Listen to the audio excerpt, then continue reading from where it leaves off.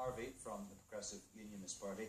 Thanks for joining us. Why is your party so enthusiastically supporting a protest that so many people clearly think will only serve to damage Belfast on one of the busiest shopping days before Christmas? Well, I think it's wrong to assume that this is going to damage Belfast. I think the words of the Deputy First Minister earlier on in the week is what has really ramped up the tensions around this protest. There were no tensions before. Protests have been taking place in Belfast city centre every Saturday for the past year, one of which has had trouble at it. You don't think it's potentially damaging at all then? I think it's damaging that it's being hyped up the way it is, and I think the Deputy First Minister really needs to look at his words earlier on in the week, and not only that, but he needs to make an apology to the people who are going to turn out and protest, who are going to do it peacefully and lawfully, and he needs to make an apology to them for what he accused them of. Well, because all he said was that in his view, the UVF was organising the parade. You saying that's not right? That is absolutely incorrect. Who is and organising it's absolutely wrong to say that the people that have been protesting all year are ordinary decent people who have genuine grievances. And what we end up doing is we end up speaking about this doomsday prophecy that it's all going to go wrong, it's all going to lead to trouble, and we never actually end up dealing with the issues. Yeah, but who is organising it? That's what people want to know. It seems strangely mysterious. Well, no, it's not mysterious at all, because an 11-bar 1 has been put into the police and into the Parades Commission. There will be a name on that 11-bar 1. What's the name? Whoever is organising it. You're saying you don't know? I don't know. No. You don't know? You never asked? No. Not curious? Not really, no, because I just know that a group of people who have been protesting for the last year have been doing it around issues that we all care about, want to do a parade, the parade up to the Shankill.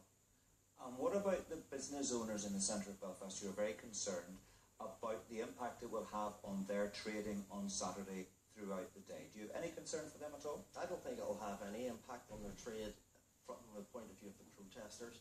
I think the protesters will conduct themselves as they have done impeccably every Saturday for the past year. They'll continue to do that. They'll do that on Saturday.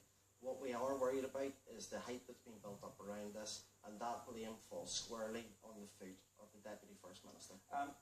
It'll be a peaceful parade, you've said. Absolutely. Will it be a lawful parade? I would hope so, yes. Well, you'd hope so. Will you be behaving in a lawful way? Will you be there on Saturday, will you? I'll be there on Saturday. Will you be clear of the city centre by 12:30? Because that's what the Parades Commission says needs to happen. I will be in there, I will be supporting the protest, and I will be on the ground, whatever happens, to try and advise people that we need to stay within the law. The last thing I want to see is more people ended up in jail.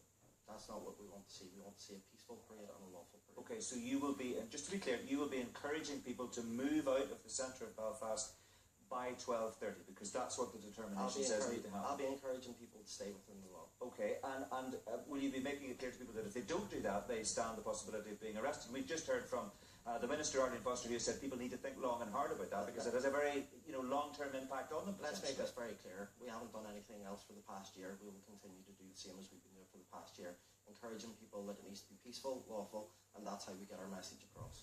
Do you accept that it's going to have no impact whatsoever on what happens in City Hall? I mean, this is about, apparently it's about the rights of loyalists, and it's about the parades dispute. But, that was a democratic decision taken by councillors elected to Belfast City Hall, and if it's going to change, it's not going to change because of protests. I think, the first thing we need to think about is not just a flag issue. This is endemic of a wider problem and a wider disconnection with the political classes within working class communities.